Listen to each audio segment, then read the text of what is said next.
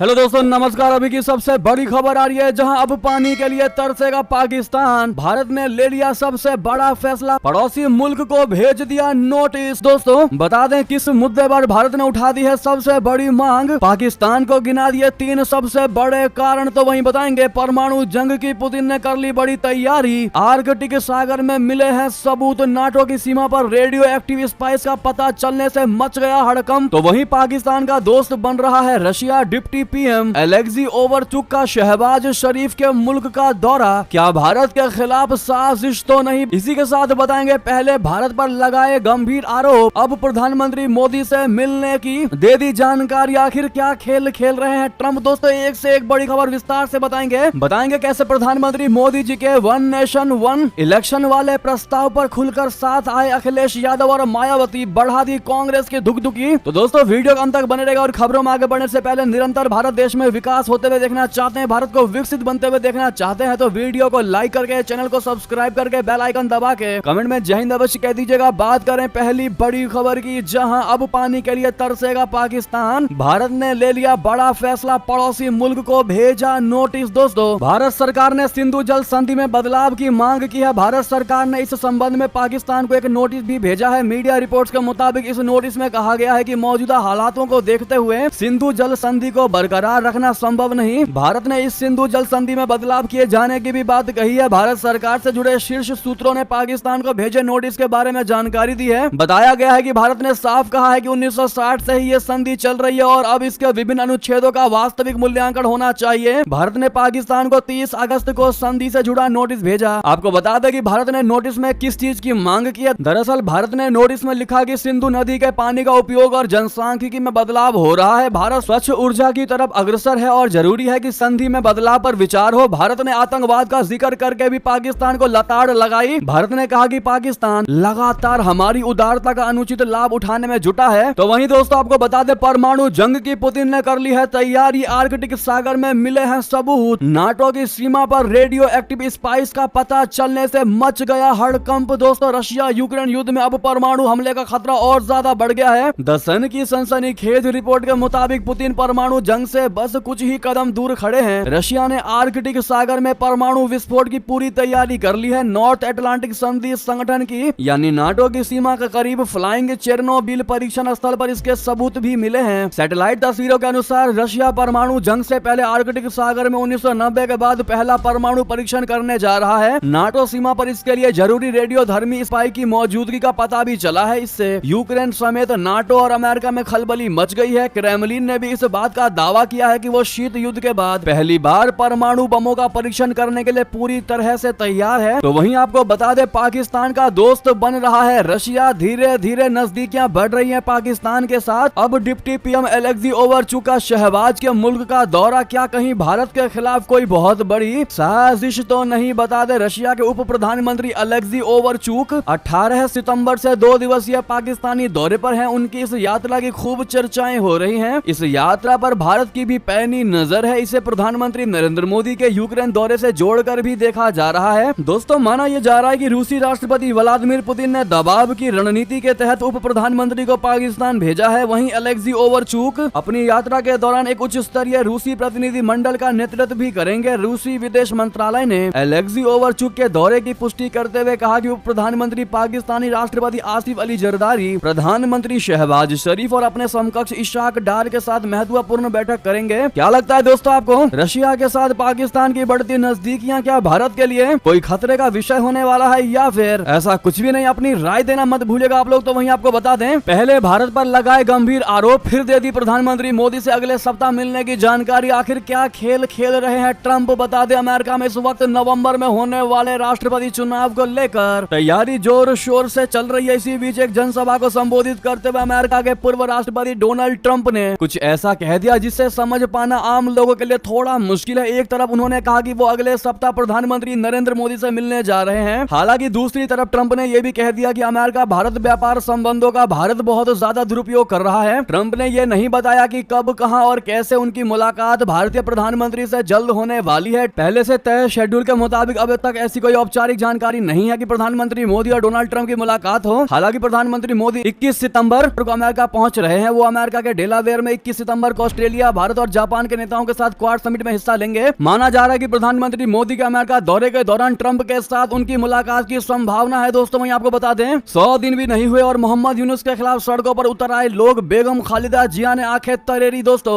बांग्लादेश में शेख हसीना की सत्ता से बेदखली के बाद मोहम्मद यूनुस को बड़े अरमानों के साथ देश की बागडोर सौंपी गई थी। यूनुस को काम चलाऊ सरकार बनाए अभी 100 दिन भी नहीं हुए, लेकिन उनके खिलाफ लोगों का गुस्सा दिखने लगा है। तो वहीं विपक्षी बांग्लादेश नेशनलिस्ट पार्टी की प्रमुख खालिदा जिया भी आंखें तरेरने लगी है। ढाका में मंगलवार को हजारों लोग सड़कों पर उतर आए। इनमें जिया की पार्टी बीएनपी के हजारों कार्यकर्ता और नेता भी शामिल थे। ये लोग जल्द चुनाव करवाकर लोकतांत्रिक ढंग से नई सरकार बनवाने की मांग कर रहे थे। बीएनपी नेता और कार्यकर्ता ढाका में पार्टी मुख्यालय के बाहर जमा हुए और देश में नए सिरे से चुनाव कराने की मांग करते हुए नारे लगाए। बांग्लादेश में शेख हसीना के प्रधानमंत्री पद से इस्तीफा देने और देश छोड़कर चले जाने के बाद नोबेल पुरस्कार विजेता मोहम्मद यूनुस के नेतृत्व में काम चलाऊ सरकार यानी अंतरिम सरकार बनाई गई थी। ये सरकार थोड़े वक्त के लिए बनी थी, लेकिन इसने अभी तक चुनाव कराने की कोई समय सीमा जारी नहीं की है। ऐसे में लोगों के सब्र का बांध अब टूटता दिखाई दे रहा है, क्योंकि देश में विकास रुक चुका है। अब ऐसे में बेगम खालिदा जिया अपनी आंखें तरेरती नजर आई है। उसको लग रहा है कि उनकी सरकार बन पाएगी, लेकिन किसकी सरकार बनेगी वो देखने वाली बात रहेगी, आने वाला समय बताएगा। लेकिन बहरहाल अब धीरे धीरे इसको लेकर भी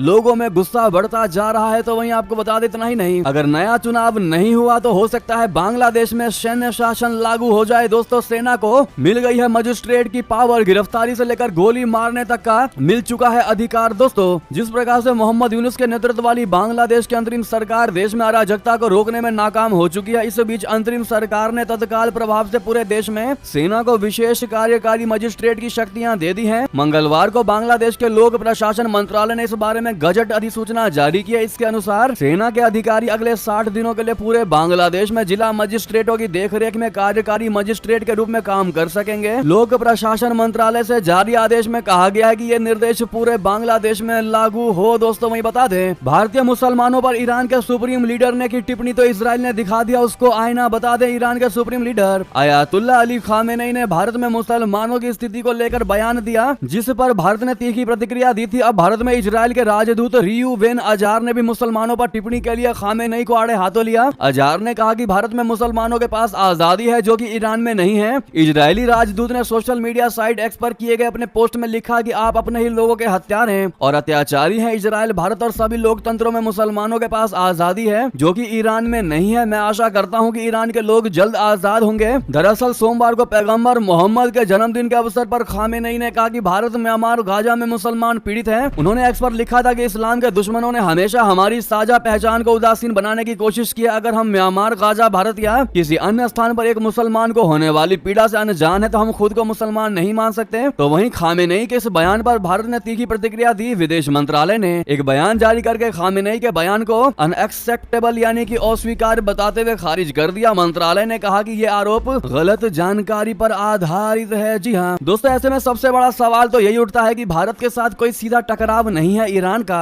ईरान और भारत के संबंध काफी बेहतर माने गए हैं हमेशा से, तो फिर मुसलमानों के नाम पर इतना क्यों बोल गए अयातुल्ला खामेनेई। आपको बता दें जेएनयू में स्कूल ऑफ इंटरनेशनल स्टडीज के असिस्टेंट प्रोफेसर संदीप कुमार सिंह मानते हैं कि इसकी वजह है ईरान के अंदर एक गुस्सा है कि आखिर भारत ने अपने संबंध इजराइल के साथ इतने बेहतर क्यों कर लिए हैं। ईरान को लगता है कि भारत की नीति अब इजराइल समर्थक होती जा रही है, जबकि पहले फलस्तीन और इजराइल के संघर्ष में संतुलन की नीति हुआ करती थी। संदीप सिंह कहते हैं कि ईरान के संबंध अब चीन और रशिया से बेहतर हुए हैं, वहीं अमेरिका और इजराइल खेमे से उसकी दूरी बढ़ गई है। यूक्रेन पर भारत का स्टैंड भी ईरान की राय से अलग है। भारत के साथ ईरान के अच्छे संबंध है। हाल ही में उनके नए राष्ट्रपति के शपथ में भी भारत से प्रतिनिधि गए थे, इवन सबसे पहले ही गए थे। इसके बाद भी ईरान का ऐसा रवैया चिंताजनक है। दोस्तों आपको क्या लगता है? अगर आप इस सवाल का जवाब देना चाहेंगे तो जरूर दीजिएगा कि भारत से कोई लड़ाई ना होते हुए भी मुसलमानों के नाम पर भारत को इतना क्यों सुना गए अयातुल्ला खामेनेई। तो वहीं आपको बता दें तालिबानी राजनयिकों ने पाकिस्तान में बैठकर की पाकिस्तानी राष्ट्रगान की बेइज्जती। पेशावर से इस्लामाबाद तक मच गया बवाल। दोस्तों पाकिस्तान सरकार और अफगान तालिबान के बीच अब एक नया विवाद खड़ा होता दिखाई दे रहा है। पेशावर में अफगान महावाणिज्य दूत हाफिज मुहिबुल्लाह शाकिर पाकिस्तान राष्ट्रगान के दौरान बैठे रहे और राजनयिक प्रोटोकॉल का उल्लंघन किया। इसने पाकिस्तानियों को नाराज कर दिया है। ये वाकया मंगलवार को पेशावर में रहमत उल आलमीन सम्मेलन के दौरान हुआ। पाकिस्तान के राष्ट्रगान के दौरान खड़े न होने को विशेषज्ञ प्रोटोकॉल उल्लंघन के साथ साथ मेजबान देश के लिए अनादर दिखाने का तरीका बता रहे हैं। इस कार्यक्रम का आयोजन खैबर पख्तूनख्वा के मुख्यमंत्री अली अमीन गंदापुर ने किया था। ट्रिब्यून की रिपोर्ट के मुताबिक कार्यक्रम में जब राष्ट्रगान राष्ट्रगान बज रहा था तो शाकिर और उनके सहयोगी अपनी सीट पर ही बैठे रहे। उनके आसपास सभी लोग राष्ट्रगान के सम्मान में खड़े थे, लेकिन दोनों अफगान अफसर सीट पर बैठकर फोन में देखते रहे। पाकिस्तान में अफगान अधिकारियों के इस कदम की राजनयिक शिष्टाचार का उल्लंघन करते हुए निंदा की जा रही है। ऐसे में पाकिस्तानी विशेषज्ञों ने शाकिर के देश से निष्कासित करने की मांग की है। साथ ही उन्होंने खैबर पख्तूनख्वा सरकार की भी ऐसे व्यक्ति को बुलाने के लिए आलोचना की जो पाकिस्तान के राष्ट्रगान की गरिमा का ख्याल नहीं करता। लेकिन आपको बता दें उनकी तरफ से क्या बयान आया है। इस मामले पर अफगान वाणिज्य दूतावास पेशावर के प्रवक्ता ने सफाई देते हुए एक बयान जारी करते हुए कहा कि उनका पाकिस्तान के राष्ट्रगान का अपमान करने का कोई इरादा नहीं था। उन्होंने कहा कि क्योंकि राष्ट्रगान में म्यूजिक था इसीलिए अफगान महावाणिज्य दूत राष्ट्रगान के बजते वक्त खड़े नहीं हुए। अगर राष्ट्रगान को बिना म्यूजिक के बजाया जाता तो हम खड़े होते, इसीलिए मेजबान देश यानी पाकिस्तान के राष्ट्रगान का अपमान करने का सवाल ही नहीं उठता। ऐसे में दोस्तों आपको बता दें अफगानिस्तान में शरिया कानून चलता है और शरिया कानून के तहत म्यूजिक को हराम माना जाता है। अब इस म्यूजिक का हवाला देकर के अपनी बयान देने की कोशिश कर रहे हैं अफगानी। तो दोस्तों पर आपकी जो भी राय हो बताइएगा जरूर। तो वहीं आपको बता दें भारत विरोधी जस्टिन ट्रूडो को लगा तगड़ा झटका। मॉन्ट्रियल उपचुनाव में लिबरल कैंडिडेट को मिली करारी हार। जी हां, कनाडा में सत्तारूढ़ लिबरल पार्टी को मॉन्ट्रियल संसदीय सीट पर हुए उपचुनाव में करारी हार मिली है। मॉन्ट्रियल सीट को लिबरल पार्टी के लिए काफी सुरक्षित माना जाता है। मंगलवार आए नतीजों को प्रधानमंत्री जस्टिन ट्रूडो के लिए काफी खतरनाक माना जा रहा है। इन नतीजों के बाद पार्टी में ही जस्टिन ट्रूडो का विरोध शुरू हो गया है। कनाडा के इलेक्शन कमीशन ने बताया कि लासेल एमार्ड वर्डून में वोटों की गिनती पूरी हो गई है। इस सीट पर अलगाववादी ब्लॉक